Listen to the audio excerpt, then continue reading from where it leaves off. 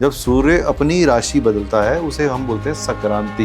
हर आदमी के चार्ट की इंडिविजुअलिटी डिफरेंट है, उसके प्लैनेट्स की प्लेसमेंट डिफरेंट है। आप नियम और संयम फॉलो करो, यम नहीं आएंगे जो शनि के भाई हैं। तो हम जब किसी के बारे में अभद्र सोच लेते हैं तो उसी टाइम हमने वो अभद्र कर्म कर दिया।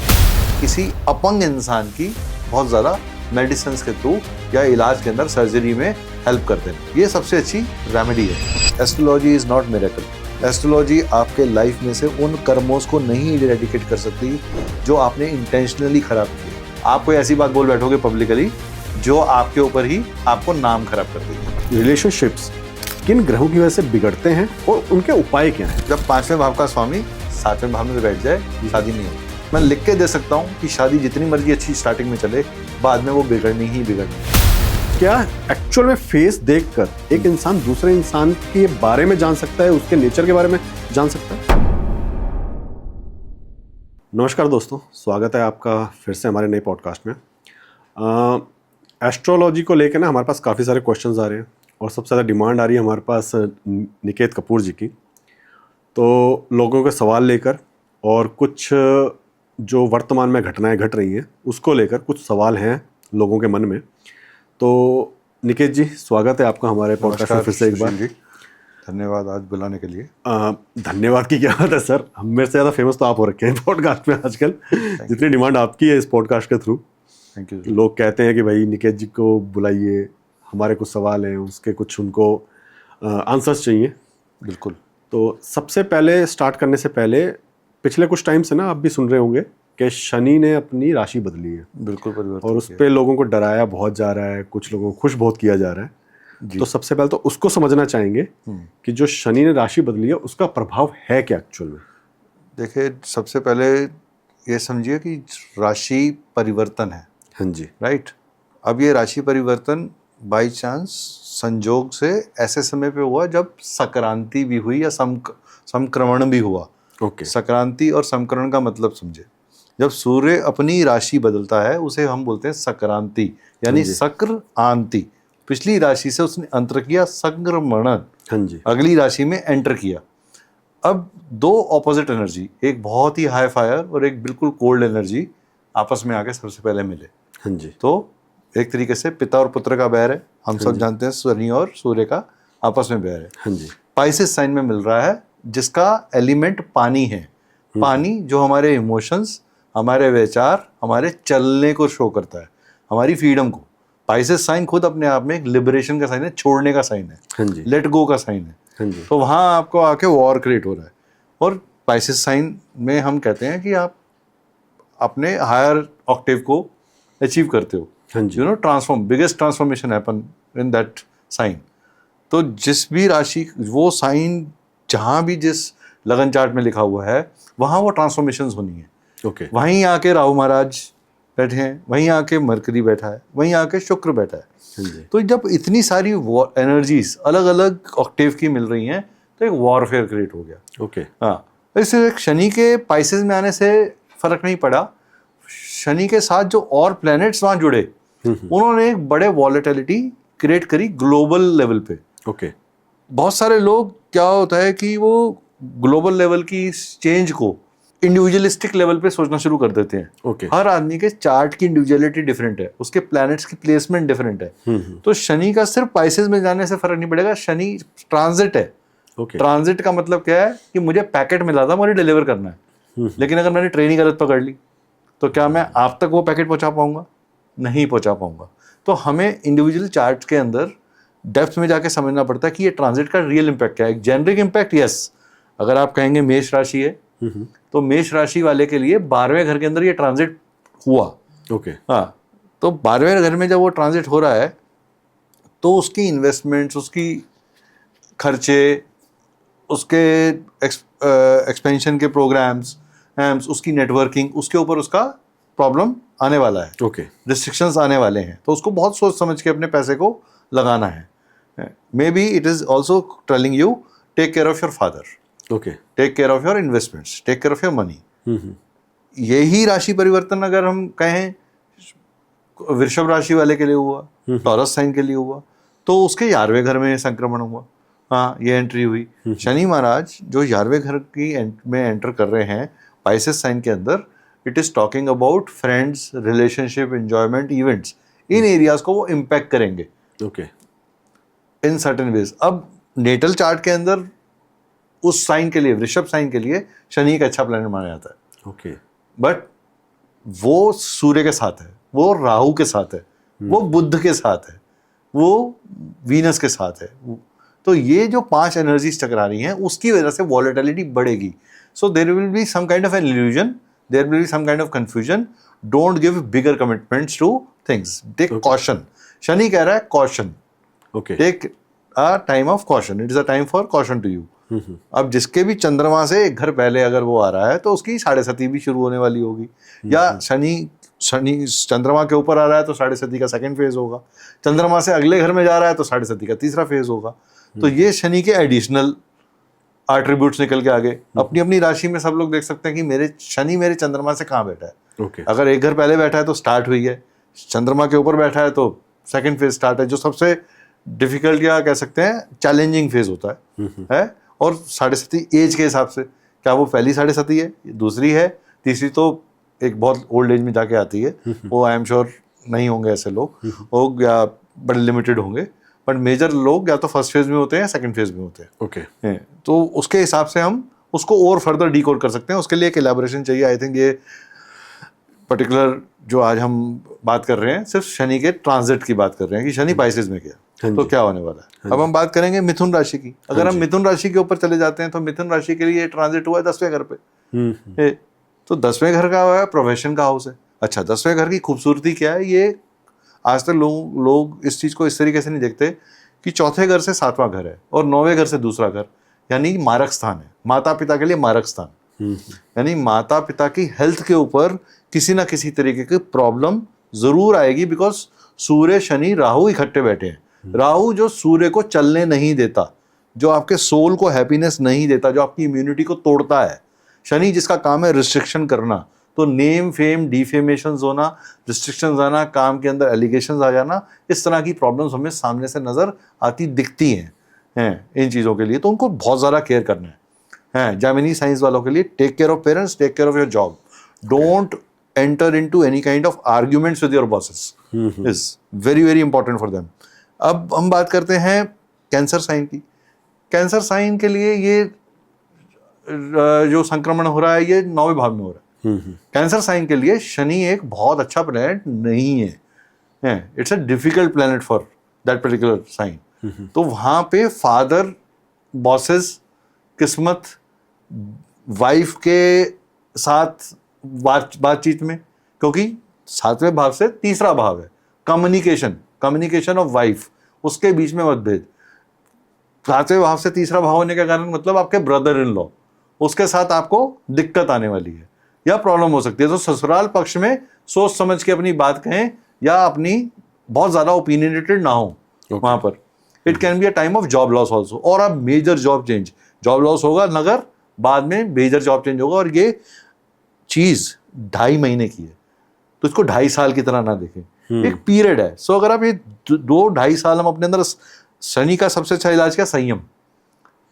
आप नियम और संयम फॉलो करो, यम नहीं आएंगे, जो शनि के भाई हैं। ओके शनि का भाई यम का कौन है, God of death. So God of death, death of job, death of emotion, death of mentality, death of body, किसी भी लेवल पे डेथ हो सकती है। तो अगर आप यम को नहीं बुलाना चाहते तो नियम और संयम, ये 2 चीजों को फॉलो करिए। अगर आप शनि के उस ट्रांजिट को मैनेज कर लेंगे। ओके अब वो संयम योग का हो सकता है, साधना का हो सकता है, मेडिटेशन का हो सकता है, जेनरिक चीज है किसी भी चार्ट के लिए। शनि आपको ये कहता है कि आप कंसिस्टेंटली एफर्ट करो, don't look for results. It's like an serving, कि आप सर्व करो, आप सर्विस की भावना से करो, हो आप कर्म करो। इसलिए कर्म के भाव का प्योर स्वामी, तो वो प्योर कर्म करने को कहता है।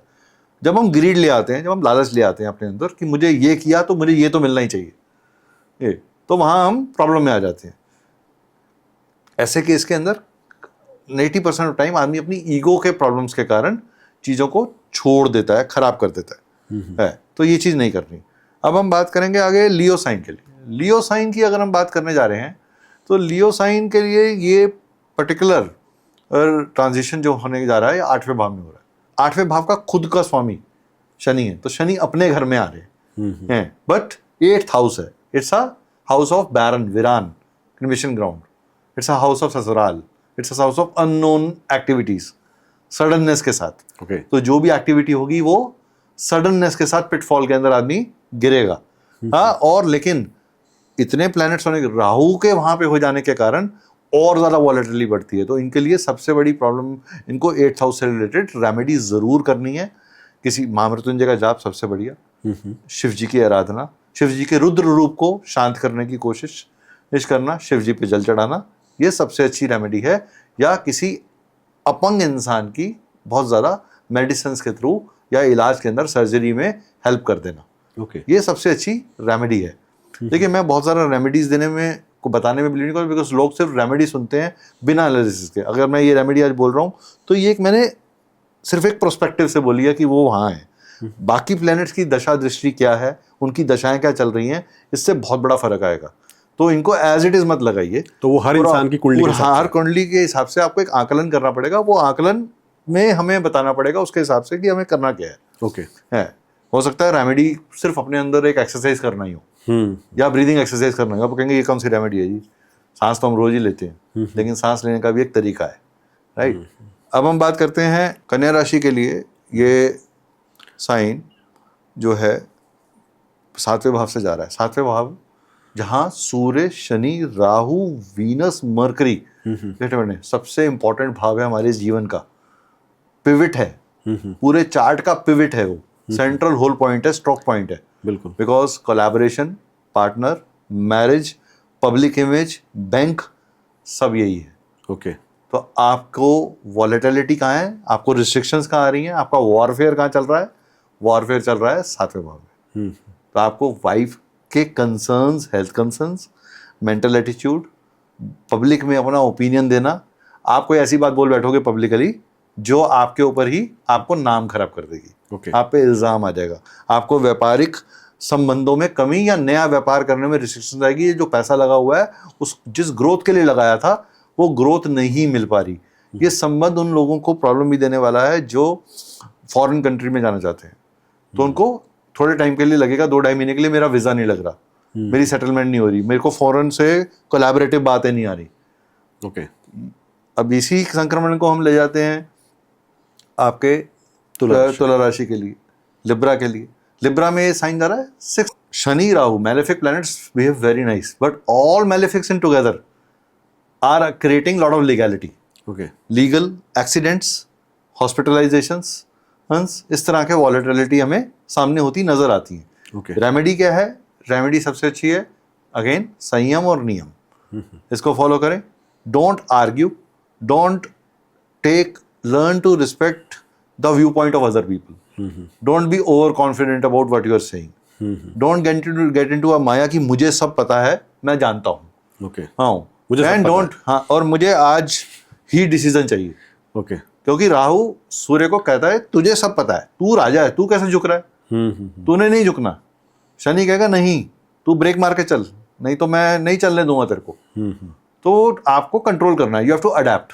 The best thing is perfection adaption के साथ जुड़ जाएगी तो अपने आप ग्रोथ कर जाएगी। ओके। 2.5 महीने के बाद आपको लगेगा गेट्स खुल रहे हैं, क्योंकि मूवमेंट्स अपने अपने जगह पे होंगी, सेटलमेंट होगा प्लैनेट्स का और आपको हेल्प मिलेगी। ओके। ठीक है। मर्करी वीनस के आने के कारण, वीनस जो शादी का कारक है, यहाँ पे वाइफ के साथ संबंध या वाइफ की हेल्थ को लेकर कंसर्न्स हो सकते हैं। बहू, बेटी, बहन, इनके घरों में भी कुछ ना कुछ हो सकता है। तो इनको हैप्पी करने के लिए सबसे बड़ी बात है इनकी जाके सेवा कराएं, हाँ, इनको हेल्प कर दें किसी ना किसी वे के अंदर। तो जब आपने सर्व कर दिया, जो सर्विस का भाव है 6th house is pure service, pure service का भाव है। तो आप जब इनके जैसी नीडी लोगों की हेल्प कर देते हैं तो आपने इस एनर्जी को मैनेज कर लिया। ओके। ठीक है। नेक्स्ट, अगर आप बात करते हैं ये संक्रमण कहाँ हुआ, ये संक्रमण हुआ वृश्चिक राशि में, स्कॉर्पियो में। हाँ जी। और 5th house, the house of your own skills, your happiness, education, progeny, your connection to the tantra mantra and yantras is getting affected. Okay. Now where is it happening, why, वहाँ पे होना क्या है? बहुत सारे लोग ये कहेंगे sir there is some complications in my delivering of the child, there is some complication with the skills that I am not able to utilize it. पांचवा भाव जॉब लॉस का भाव भी है। ओके। तो आदमी की नौकरी जाएगी। इनको खासकर अपनी नौकरी पे अगर कोई ऐसी सिचुएशन क्रिएट हो रही है तो उसमें रिएक्शन करने की बजाय डिप्लोमेटिक तरीके से उसको मैनेज करें या पैरेलली ऑल्टरनेटिव्स देखना ऑलरेडी शुरू कर दें, क्योंकि वो चीज़ होने के अगर 2.5 महीने में वो ऑलरेडी पहले से उसका एक बेस बन चुका है। इस समय तो this is the last nail in the coffin इनकी। हाँ, आपने एक लास्ट हथौड़ा चढ़ा और आदमी की चीज चली गई हाथ से, बट घबराना नहीं है। There will be an opening which will be much much better than this. Okay. Yes, so that is there. Now here the best service is to take care of somebody's childbirth. Okay. किसी भी व्यक्ति का child birth हो रहा है उसमें आप उसको सपोर्ट करें, उसको हेल्प करें, बच्चों के स्किल सेट्स को ग्रो करने में हेल्प करें। ठीक है, यही संक्रमण अगर हम बात करें आप अब धनु राशि में सैजिटेरियस साइन के अंदर चौथे भाव से ये गुजरेगा। ओके। तो धनु राशि में चौथे भाव से गुजरने का मतलब क्या हुआ? चौथा भाव क्या है? आपके घर है, आपका घर है। आपके ऑफिस में कौन है? आपके सबऑर्डिनेट है। क्योंकि आपके ऑफिस, अगर मैं आपके ऑफिस को घर मान लें जहाँ आप 12 घंटे काम करते हैं, 8 घंटे काम करते हैं, हाँ जी, तो आपके सबऑर्डिनेट्स के साथ आपके उतार चढ़ाव। ओके। आप मैनेजमेंट आपके खिलाफ सोचेगी, आपके नीचे वाले कॉन्स्पिरेसी कर सकते हैं। ओके। आपकी मदर की हेल्थ को प्रॉब्लम हो सकती है। ओके। इस तरह की चीज सामने आ सकती है। ओके। अब यही संक्रमण हम सोचें कि जा रही है मकर राशि के अंदर।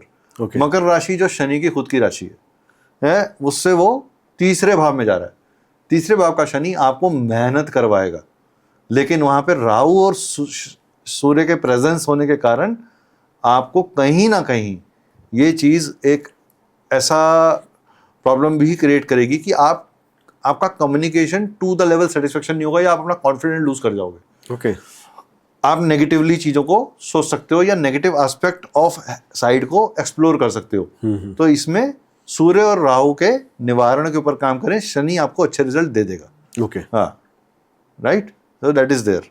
उसके बाद यही संक्रमण अगर हम बात करें होने जा रहा है कुंभ राशि के अंदर। हाँ जी। कुंभ राशि में दूसरे भाव से जा रहा है। हाँ जी। कुंभ राशि का दूसरा भाव जो कि आपके पैसे का है, रिसोर्स का है, इमोशंस का है, घर का है, आप को बिना रिसोर्स के आपकी वाणी का है, आपकी फूडिंग हैबिट्स का है। तो जितना भी आप बाहर का जंक फूड खाओगे, मोमोज, चाउमीन, ये सब आप जितने खाओगे, उतना आपको गैस्ट्रिक प्रॉब्लम्स, एसिटाइटिस, पैसे का खराब हो जाना।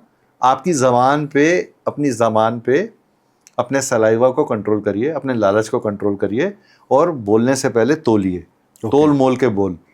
तो ये उसके लिए सबसे अच्छा वे है। ओके। अब यही संक्रमण लास्ट राशि पाइसेस, यानी लगन के ऊपर से जब शनि जा रहा है जिसके, अब शनि लगन पे बैठे हैं और उसके साथ सूर्य और राहु, तो क्या हो रहा है?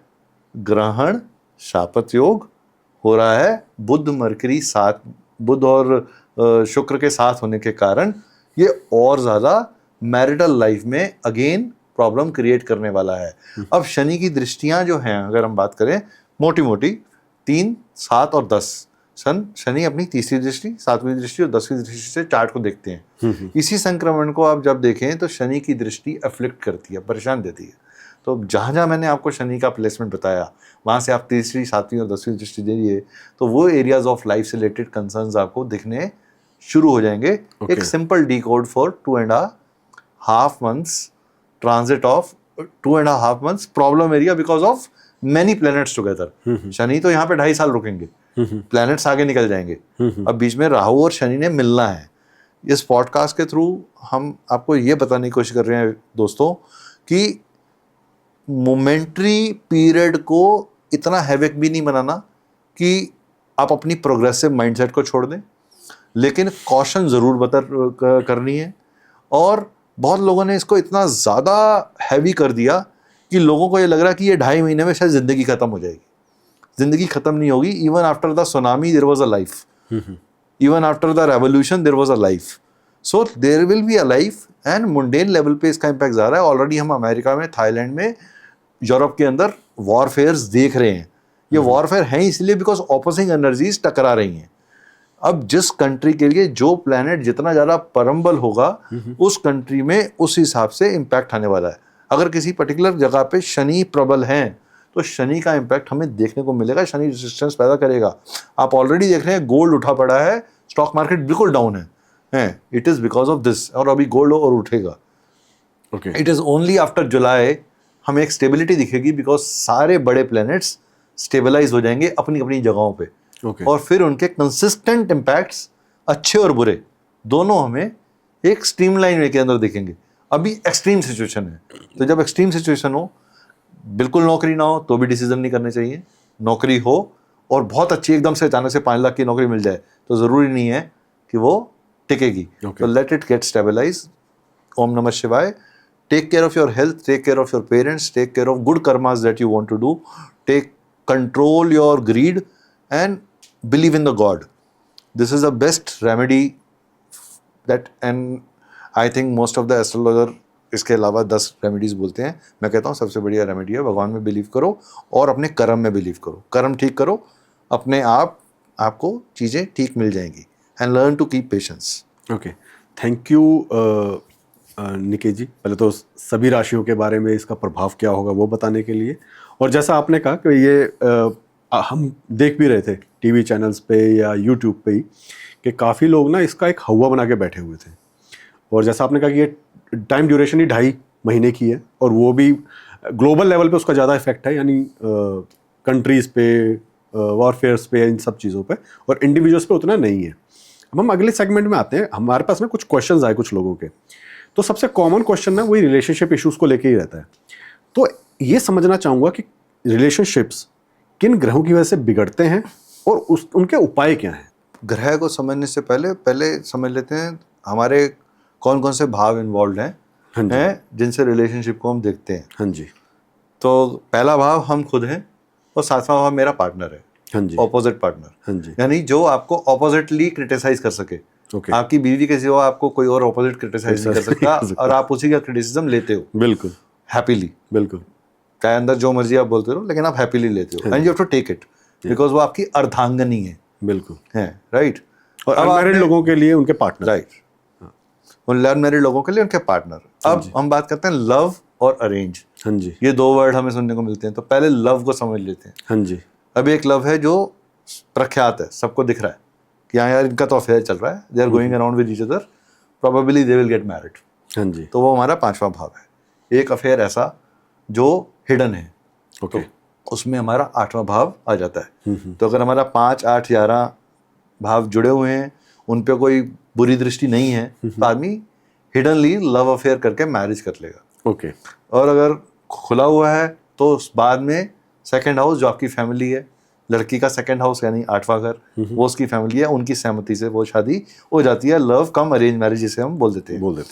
अब 5वां भाव जो है,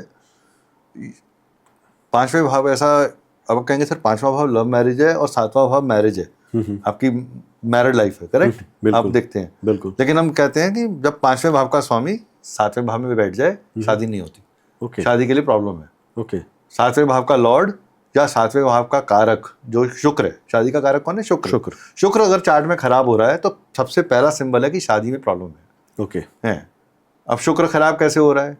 शुक्र जिन घरों में नहीं बैठना चाहिए वहां बैठे, 6, 8, 12 में बैठ जाए है। शुक्र की दुश्मनी सूर्य से है, चंद्र से है, बिल्कुल है, जुपिटर से है, बिल्कुल, वो यहाँ बैठ जाए, इनके घरों में बैठ जाए तो प्रॉब्लम है। इनसे दृष्ट हो जाए, मंगल, शनि, राहु मिलके शुक्र को दृष्ट कर लें, शादी खराब होगी। शुक्र अपने शादी के कारक घर से 12वां होकर बैठ जाए, यानी कि 6ठे में बैठ जाए, शादी खराब होगी।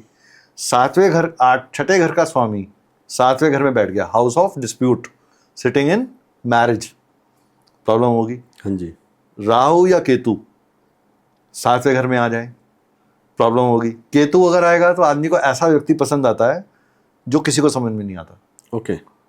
मतलब कहते हैं मेरे लिए तो ये हूर की परी है लेकिन वो किसी को समझ में नहीं आ रही बाकी समाज में। तो कह रहे हैं यार ये this is a meeting of odds, but there is something which is not physical but is something more insightful inside a person जो उससे समझ में आ रहा है। केतु गहरा है, डेप्थ है, और केतु छुपा हुआ है, तो केतु के इंटेंशंस नहीं पता होते, तो हम कहते हैं please check the background. Rahu आएगा तो वो माया क्रिएट कर देगा, ओके अब यही शनि, हम बुरे प्लैनेट्स की बात कर रहे हैं, तो बुरे मतलब जो शादी के लिए खराब है।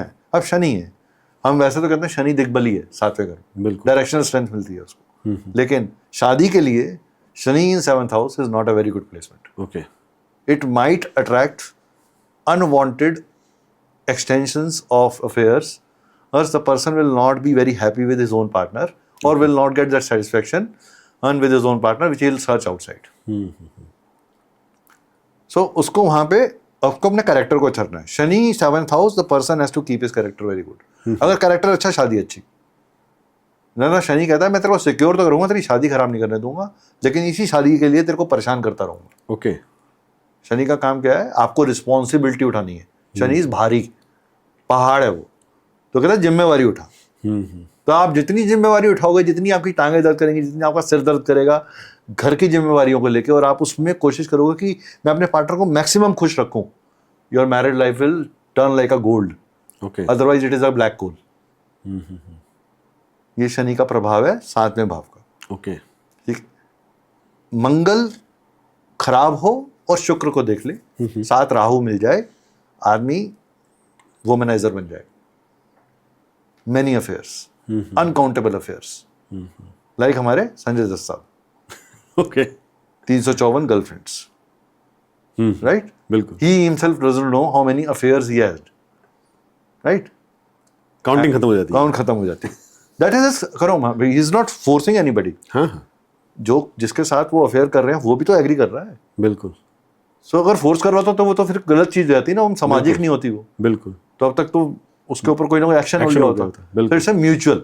सो mutually you get a person who is also saying yes I am fine with it, let me गो.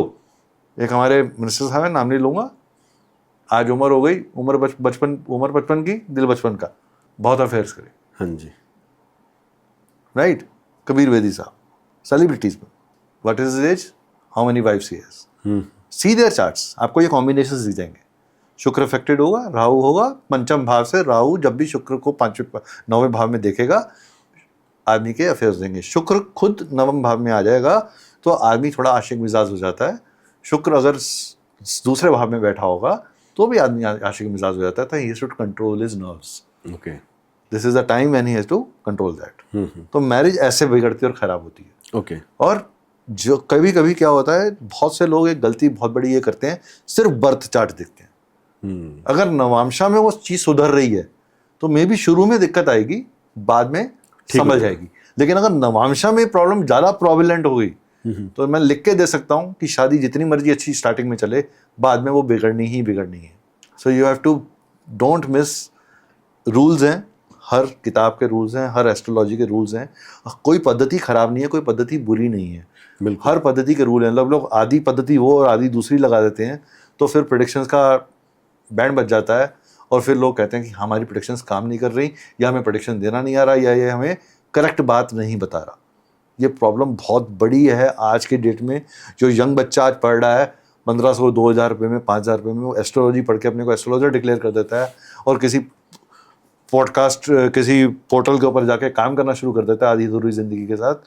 वो सबसे ज़्यादा डेंजरस बिल्कुल लोग बन रहे हैं इस पर्टिकुलर साइंस और कॉस्मिक्स चीज़ के लिए. मेरी इस पॉडकास्ट के थ्रू ये भी रिक्वेस्ट है कि प्लीज़, अगर आप पूरा ज्ञान ग्रहण करना चाहते हैं तो कुछ अपने लेवल पे भी रिसर्च करिए.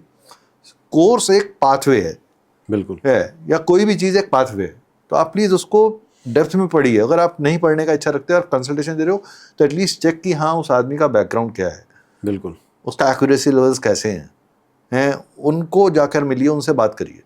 बिल्कुल. क्योंकि आजकल हम देख भी रहे हैं कि कुछ लोग कह देते हैं यार मैं 1500 रुपये में 3 दिन में एस्ट्रोलॉजर बना दूंगा, तुम्हारा एक चार्ट बना के तुम्हें आ जाएगा. एक वही सॉफ्टवेयर में आपने डेट वगैरह डाली, जो सॉफ्टवेयर ने कॉमन चीज जो रखी हुई है हर राशि के लिए, वही आ जाता है पूरा का पूरा 30 पेज की एक रिपोर्ट आ जाएगी और कहेंगे ये आपकी लाइफ है. सबसे बड़ी प्रॉब्लम क्या है कि आज की डेट में everybody wants a quick meal to ईट.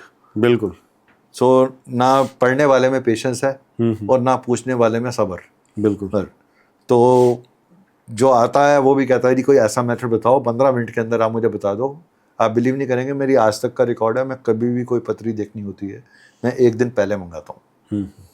क्योंकि मुझे अपनी टाइम एंड एनर्जी देनी है, और मैं 5 लोगों से ज़्यादा एक दिन में नहीं मिलता किसी से भी। हम पढ़ाते हैं, हम लोग कहते हैं हमारे ग्रुप में 400 लोग होते हैं, 100 होते हैं, हमारे ग्रुप में सिर्फ 20 लोग होते हैं। We only teach 20 people in one group. Reason, ऐसा आता पैसा किसको खराब लगता है? बिल्कुल मेरे लिए तो उतनी ही एनर्जी लगनी है 100 आदमियों के लिए भी और 20 के लिए भी। बिल्कुल। लेकिन मैं उनको पढ़ाना चाहता हूँ कि मैंने पूरा सब्जेक्ट दिया। माई ग्रीड इज सब्जेक्ट। इसलिए मैं कहता हूँ अगर आपने कोर्स करना है तो किसी से भी कर लो, बिल्कुल। सब्जेक्ट पढ़ना है तो हमारे पास आओ। बिल्कुल। आओ। हम ये नहीं कहते कि हम दुनिया के सबसे बड़े एक्सपर्ट हैं। I am still a student and I will die as a student of astrology, because Rao साहब ये कह के उन्होंने कहा है कि 3 जन्म कम है एस्ट्रोलॉजी पढ़ने के लिए। बिल्कुल। तो अगर 3 जन्म कम है, मुझे पता ही नहीं है मेरा पहला है कि दूसरा है कि तीसरा है, तो मैं तो पढ़ रहा हूँ। और मैं जितना ज़्यादा उसको पढ़ रहा हूँ उतना मैं प्रखर हो रहा हूँ, और जितना मैं प्रखर हो रहा हूँ मैं उन गुरुओं को प्रणाम करता हूँ इस पॉडकास्ट के थ्रू, जिन्होंने मेरे अंदर ये समझ डाली कि पढ़ते रहना ज़रूरी है, जानते रहना ज़रूरी है, ढूंढते रहना ज़रूरी है। अगर आप जानना, ढूंढना और पढ़ना नहीं जानते और सिर्फ एक कोर्स करेंगे तो आप एस्ट्रोलॉजर नहीं बन सकते। ये मैं लिख के दे सकता हूँ जी। और अब जब हम बात कर रहे थे रिलेशनशिप इश्यूज़ की, कई बार ना लोग फेस रीडिंग के पीछे भी जाते हैं कि भाई हमें देख के ही पता चल जाए कि सामने वाला इंसान कैसा है। तो फेस रीडिंग कैसे काम करती है, और क्या एक्चुअल में फेस देखकर एक इंसान दूसरे इंसान के बारे में जान सकता है, उसके नेचर के बारे में जान सकता है? सर, पहले मैं हमेशा कहता हूँ, जैसे हमें सेंटेंस बनाना पहले दिन नहीं आता था, वर्ड बनाना भी नहीं आता था। बिल्कुल। तो हर चीज़ की एक ABCD है। सबसे पहला पॉइंट है, हमें समझना चाहिए कि ये हिस्ट्री कहाँ है इसकी। ओके। तो ये हिस्ट्री जो है माइथोलॉजिकली प्रभु लॉर्ड शिव जो सबके पालनहार हैं, हाँ जी, उनके पुत्र कार्तिक को बोला गया कि आप मुख्य विद्या पे कुछ लिखें। हाँ जी। तो उन्होंने ग्रंथ लिखना शुरू किया, और वो ग्रंथ उनके हाथ से समुद्र में गिर गया। ओके। और समुद्र देव ने, जो समुद्र ऋषि थे, समुद्र एक्चुअली ऋषि थे, हाँ जी, तो इसलिए इसे समुद्रिक शास्त्र बोला गया। ओके। जो मिस्टिक, अब समुद्र क्या है? अब समुद्र को माइथोलॉजिकली हमने समुद्र बोला, बट समुद्र in this term is what is depth, okay. Is research, okay. Is a depth, एक ऐसी रिसर्च जिसको अनफोल्ड नहीं किया गया। आज भी इस मौखिक विद्या पे बहुत कम लोगों ने रियल रिसर्च करी है। पॉडकास्ट बहुत हैं, इंफॉर्मेशन बहुत ट्रेवल हो रही है। Chinese new face reading, European या अमेरिकन फेस रीडिंग और इंडियन फेस रीडिंग, ये टोटल मिला के 3000 साल या 5000 साल का कुछ हिस्ट्री है। हाँ जी, इसके ऊपर हाँ जी, विद टाइम, एक टाइम पे फेस रीडिंग को सिर्फ क्रिमिनोलॉजी, क्रिमिनल्स को आइडेंटिफाई करने के लिए करा था कि ये आदमी क्रिमिनल माइंडेड है कि नहीं है, ओके, ये किस लेवल का क्राइम कर सकता है, ओके, क्या इसमें बदला लेने की भावना है। हाँ जी, आपको एक सेल्समैन रखना है तो आप एक पैरामीटर सोचो ना कि एक सेल्स पर्सन कैसा होना चाहिए। बिल्कुल, जिसको बातें करना आता हो, जो लोगों से बहुत इजीली कनेक्ट कर ले, ट्रू, लैंग्वेज में पकड़ हो, टेक्निकल नॉलेज, जो ओपन माइंडेड हो, अडेप्टेबल हो, हर तरह की सिचुएशन में अपने को ढाल ले। तो ये सारे पैरामीटर्स जो आपने लिखे किसी भी चीज़ के अंदर, तो एक HR रिक्रूट एजेंसी के लिए फेस देख के, रिक्रूटर के लिए फेस देख के समझ जाना कि हाँ, मुझे इस पर्टिकुलर जॉब प्रोफाइल के लिए इस तरीके का व्यक्ति चाहिए। अगर इसके अंदर ये फीचर्स आ रहे हैं तो he will be a good sales person, और he will be a good accountant, और he will be a good businessman, और he will be a good admin head. Correct? तो फेस रीडिंग आपको यहाँ हेल्प करती है। आप फेस रीडिंग डेली बेसिस पे, इवन आप किसी से संबंध जोड़ने जा रहे हैं, आप बिजनेस करने जा रहे हो, you are owning a podcast channel, correct? You want to collaborate with somebody. क्या ये पॉडकास्ट, क्या ये मेरे साथ ठीक से चलेगा या नहीं चलेगा? क्या कहीं मेरा आधे रास्ते पे साथ तो नहीं छोड़ देगा? क्या मैं खुद बहुत रिजिड तो नहीं हूँ? क्या मैं खुद फ्लेक्सिबल हूँ? कौन आदमी सेल्फ मेड है, कौन आदमी नहीं है? अब मैं आज आपका चेहरा देख रहा हूँ, मैं एक छोटी सी प्रेडिक्शन करता हूँ। You have a very self-determined mindset. You always wanted to do your own business and you are a self-made person. And you पीछे से कुछ नहीं मिला. You created whatever you have created till now is by your own efforts. Am I right or wrong? true, Right. I have not seen your chart till now. I have just seen your face right now. You are a person who is very very analytical and आप कहते हो जैसे को तैसा, तू मेरे साथ गलत करेगा तो मैं तेरे को कहीं ना कहीं उसका जवाब अपने तरीके से दूंगा। बिल्कुल, हाँ, and at same point of time you are a very intense person. जहां आपको डेप्थ मिलती है वो लोग आपको अट्रैक्ट करते हैं. जो ऊपरी बात करते हैं उनके साथ आप टिक ही नहीं सकते. बिल्कुल. Correct. True. This is your face which is telling you. Energy levels बहुत अच्छे हैं. फिजिकल एनर्जी बहुत अच्छी है. You are telling me you used to play cricket, right? There is something in your face which is telling me you are a very high energetic level. मतलब आज जिस भी उम्र में हो उससे 10 साल छोटे वाले को हराने का दम रखते हो, right? And attention to detail बहुत ज्यादा है. Very specific to that. एक फेस आई एम ईमानदारी से बोल देना कि अगर आपने मुझे कोई फैक्ट्स बताए हो इससे पहले बिल्कुल. तो जो मैं आपको क्योंकि देखने वाले को नहीं लगना चाहिए अरे इन्होंने तो पहले से कोई बातचीत करी होगी या कुछ फैक्ट्स बताया होगा. तो ऐसा नहीं है. कुछ एक चीज़ें ऐसी हैं जैसे सिग्नेचर हो गया, हैंड राइटिंग हो गई और फेस रीडिंग हो गई. ये हर व्यक्ति को सीखनी चाहिए क्योंकि हमें कहीं ना कहीं साइन करना पड़ता है, कहीं ना कहीं हमें राइटिंग लिखनी पड़ती है और कहीं ना कहीं हम रोज चेहरों से मिलते हैं. We are not living in isolation, so we have to meet many faces. We should understand who is who. सब झूठ बोल सकता है, चेहरा कभी झूठ नहीं बोलता. बिल्कुल. चेहरा आईना है, आपके सबकॉन्शियस ब्रेन का आईना है. चेहरा क्यों काम करता है? ये हमारे एनर्जी सेंटर्स के साथ जुड़ा हुआ है. जो भी हम भावनात्मक फॉर्म में कॉन्शियसली, सबकॉन्शियसली या अनकॉन्शियसली फील करते हैं वो हमारे चेहरे पे भाव के फॉर्म में आता है. अब अपने चाइल्डहुड से लेके अभी तक की फोटोग्राफ देखिए. एक मैरिड कपल जिस दिन वो शादी कर रहा था उस दिन की फोटोग्राफ देखे और अगर आज 20 साल की शादी हो गई तो आप फोटोग्राफ देखे और उसके बीच में जो 10 साल के बीच की एक फोटोग्राफ निकाल ले, आपको अपनी लाइफ के चेंजेस पैटर्न नजर आएंगे. इस टाइम पे हमारी लाइफ में कुछ ऐसा था जो हम स्ट्रगल कर रहे थे तो आपके फेस पे भी वो भाव आ जाते हैं. हमारे फेस में एक ऑर्गन ऐसा है, ईयर, टू बी स्पेसिफिक. क्योंकि व्यूअर्स कहेंगे सर ये तो बड़ी जेनरिक बातें करो, कुछ तो ऐसा स्पेसिफिक बता दो कि हम देख के एकदम पकड़ लें कि हाँ ये आदमी बिजनेस करेगा या नौकरी करेगा या क्या करेगा. फेस में एक ऑर्गन है ईयर. ईयर आपका एक ऐसा ऑर्गन है जो समय के साथ हमेशा ग्रो करता है. इट इज़ नेवर, इसकी ग्रोथ कभी रुकती नहीं है. और बच्चा जब पैदा होता है तो उसकी रेशो, फेस के रेशो प्रोपोर्शन से जब ईयर का साइज बड़ा हो, जैसे आमिर खान, जैसे एलन मस्क, जैसे नरेंद्र मोदी, जिनके ईयर्स बड़े होते हैं उनकी ग्रोथ भी बड़ी होती है. ओके. क्योंकि उनमें उतनी चीजें सुन के ऑब्जर्व करने की ताकत है. ओके. अब आपने देखा होगा बहुत से लोगों के बिल्कुल ईयर्स जो हैं फेस के साथ लगे. सिर्फ मैं ईयर की बात कर रहा हूँ एक चीज को, ताकि आपको एक ग्लिम्स समझ में आ जाए.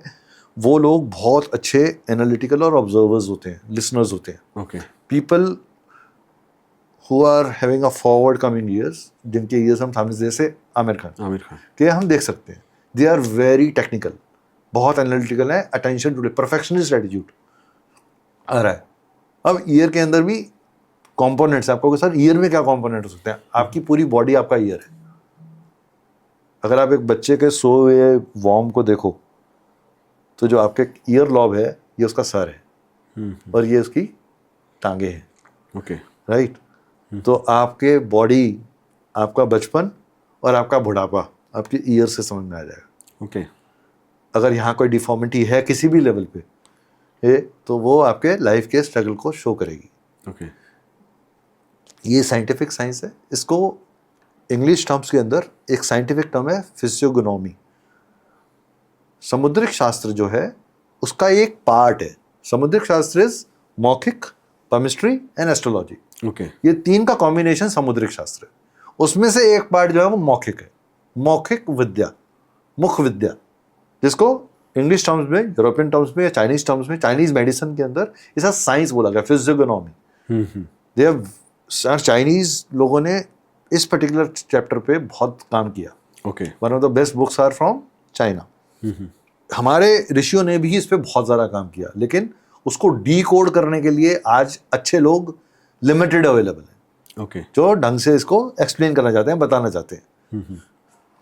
प्रैक्टिकल एग्जांपल्स नहीं लेके बताना, सिर्फ थ्योरी बताना, ये थ्योरेटिकल नहीं है, प्रैक्टिकल है. तो आप जो पढ़ो वो लगाओ. बिल्कुल. अगर आज आपने सिर्फ आँख पढ़ी तो आँख के बारे में जानिए. This is what face reading is all about. मैंने एक छोटा सा ब्रीफ देने के ऊपर, ये बहुत बड़ा सब्जेक्ट है.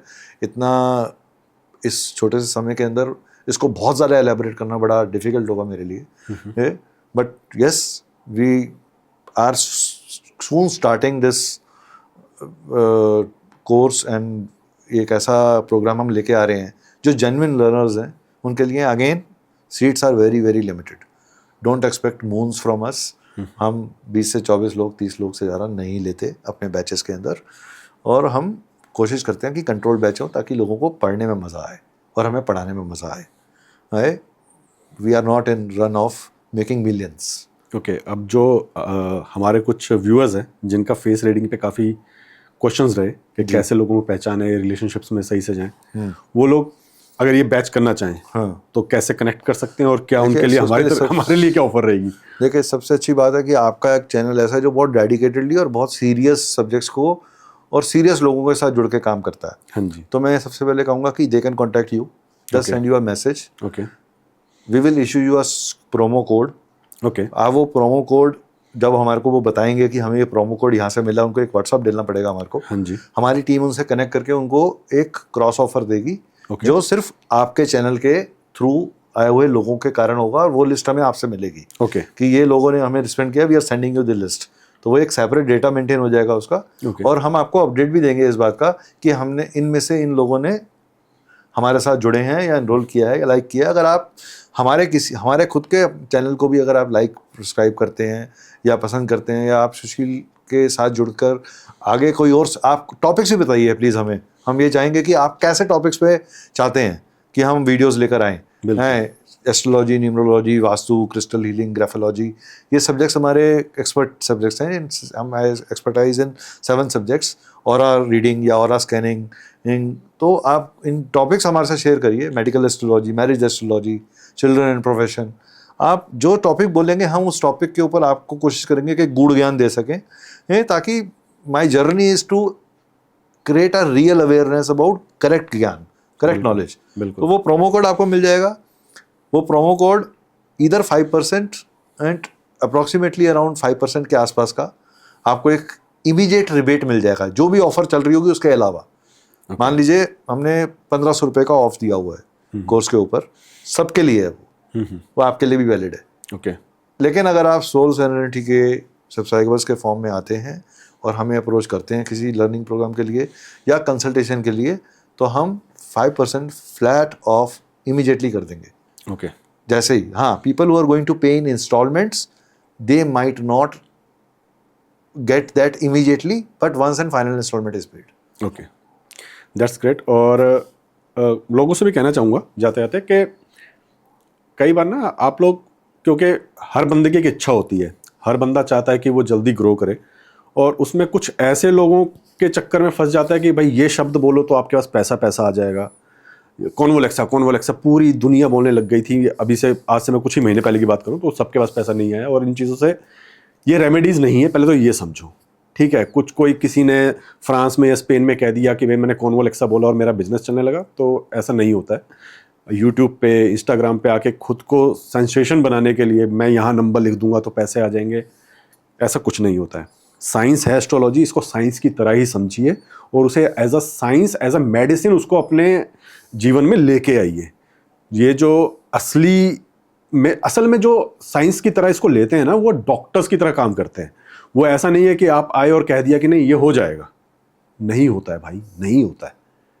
जब तक आप इसको साइंस की तरह समझेंगे नहीं, और जब तक इसको मेडिसिन की तरह इसको अपनी, क्योंकि एक कोर्स होता है, जैसे मेडिसिन का अगर आप एक डॉक्टर के पास जाते हो ना बुखार के लिए, तो वो 3 दिन का एक कोर्स देता है कि भाई सुबह शाम ये तुमने गोली खानी है।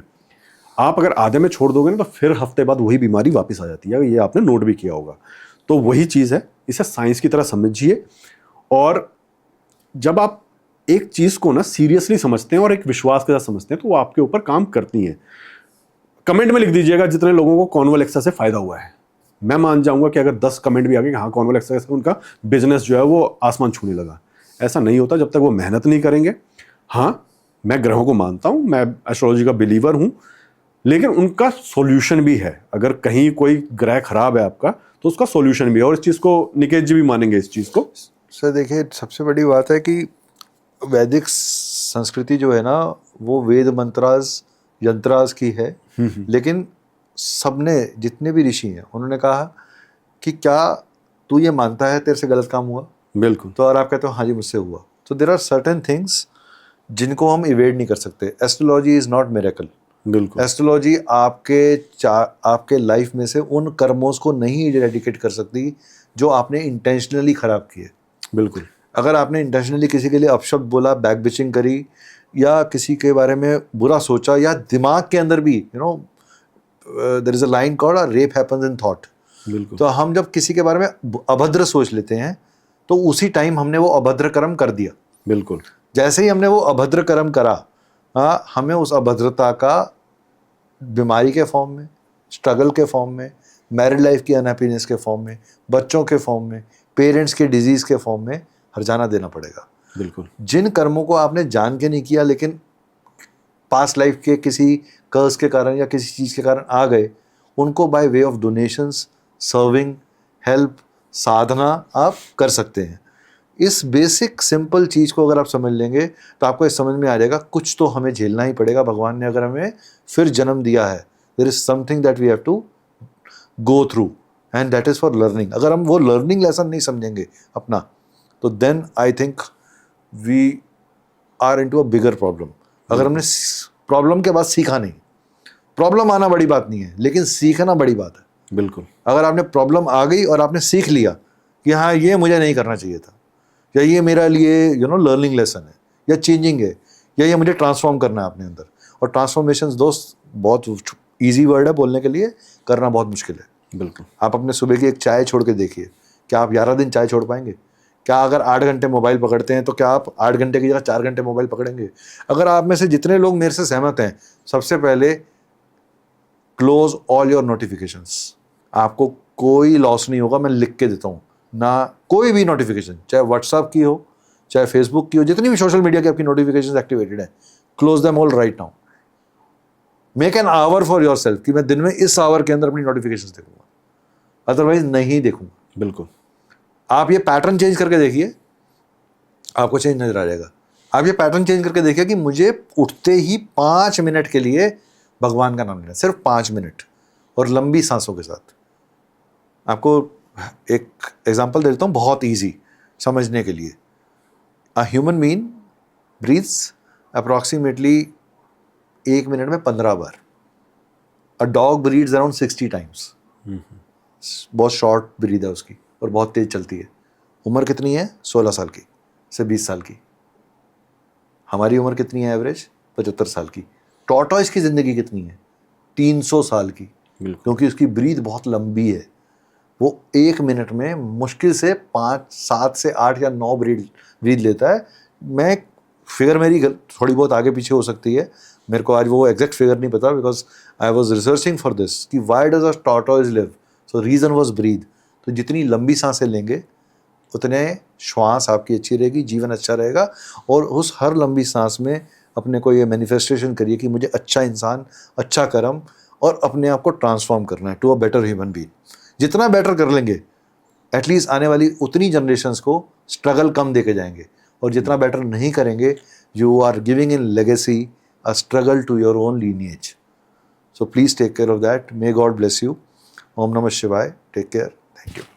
और जाते जाते मैं कहना चाहूँगा कि जैसा सर ने कहा ना कि कर्म, ये जितने हमारे पास रिलेशनशिप इश्यूज़ वाले आते हैं, लड़के हों लड़कियां हों, कि भाई धोखा दे गया दे गई, तो ये जो सर ने एक बात कही थी कि अगर आपके कर्म अच्छे नहीं है तो जिन लोगों ने आपको धोखा दिया है ना, यकीन मानिए एक टाइम ना उनके ऊपर वो लौट के आएंगी चीज़ें।